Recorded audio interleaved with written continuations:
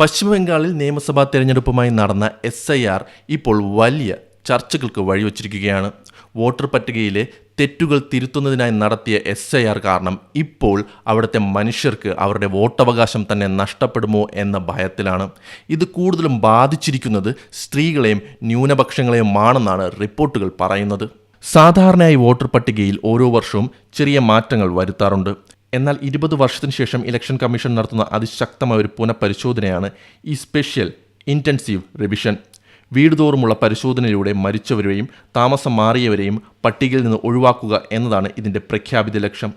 എന്നാൽ വെസ്റ്റ് ബംഗാളിൽ ഈ നടപടി തുടങ്ങിയപ്പോൾ മുതൽ വലിയ പരാതികൾ ഉയർന്നു. 2002 വോട്ടർ പട്ടികയുമായുള്ള ലീഗസി ലിങ്കേജ് തെളിയിക്കണം എന്ന നിബന്ധനയാണ് പലരെയും കുഴപ്പിക്കുന്നത്. അതായത് വോട്ടർ പട്ടികയിൽ പേര് നിലനിർത്താൻ തങ്ങളുടെ പൂർവികർ 2000 മുൻപേ ഇവിടെ ഉണ്ടായിരുന്നുവെന്ന് തെളിയിക്കുന്ന രേഖകൾ ഹാജരാക്കണം. ദ വയർ പുറത്തുവിട്ട റിപ്പോർട്ടുകൾ പ്രകാരം ലക്ഷക്കണക്കിന് ആളുകൾക്കാണ് അവരുടെ വോട്ടവകാശം നഷ്ടപ്പെട്ടിരിക്കുന്നത്.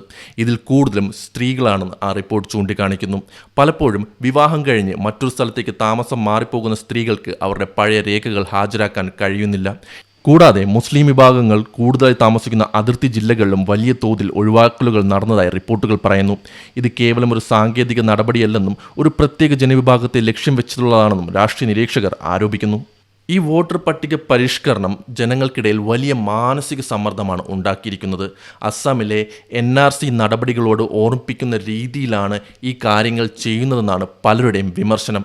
വോട്ടർ പട്ടികയിൽ നിന്ന് പേര് പോയാൽ തങ്ങൾ വിദേശികളായി മുദ്ര കുത്തപ്പെടുമോ എന്ന ഭയം മൂലം ബംഗാളിൽ ഇതിനോടകം തന്നെ നിരവധി ആത്മഹത്യകൾ റിപ്പോർട്ട് ചെയ്യപ്പെട്ടിട്ടുണ്ട്. സാധാരണക്കാരായ തൊഴിലാളികൾ തങ്ങളുടെ ജോലിയും കൂലിയും ഉപേക്ഷിച്ച് രേഖകൾ ശരിയാക്കാൻ സർക്കാർ ഓഫീസുകൾക്ക് മുമ്പിൽ വരി നിൽക്കുന്ന കാഴ്ച ദയനീയമാണ്. മമതാ ബാനർജിയുടെ കീഴിലുള്ള തൃണമൂൽ കോൺഗ്രസ് ഇതിനെ ശക്തമായി എതിർക്കുന്നുണ്ട്. ഇലക്ഷൻ കമ്മീഷൻ BJPയുടെ കയ്യാളായാണ് വർക്ക് ചെയ്യുന്നതെന്നും മനഃപൂർവ്വം ജനങ്ങളെ വോട്ടർ പട്ടികയിൽ നിന്ന് ഒഴിവാക്കുകയാണെന്നും അവർ ആരോപിക്കുന്നുണ്ട്. എന്നാൽ അനധികൃത കുടിയേറ്റക്കാരെ നീക്കം ചെയ്യാനാണ് ഈ നടപടിയെന്നാണ് BJPയുടെ വാദം. ഈ തർക്കം ഇപ്പോൾ സുപ്രീം കോടതിയുടെ പരിഗണനയിലുമാണ്. ജനാധിപത്യത്തിൻ്റെ ഏറ്റവും വലിയ ശക്തി വോട്ടവകാശമാണ്. വോട്ടർ പട്ടിക സുതാര്യമായിരിക്കണം എന്നതിൽ ആർക്കും തർക്കമില്ല. എന്നാൽ രേഖകളുടെ പേരിൽ ലക്ഷക്കണക്കിന് യഥാർത്ഥ പൗരന്മാർക്ക് വോട്ടവകാശം നിഷേധിക്കപ്പെടുന്നത് ജനാധിപത്യത്തിന് ഭീഷണിയാണ്. സ്ത്രീകളും ദരിദ്രരും ന്യൂനപക്ഷത്തിൽപ്പെട്ട ആൾക്കാരും ഇതിലൂടെ പാർശ്വവൽക്കരിക്കപ്പെടാതിരിക്കാനായി നമ്മൾ നീതിപൂർവമായ കാര്യങ്ങൾ തന്നെ ഇതിനുവേണ്ടി ചെയ്യണം.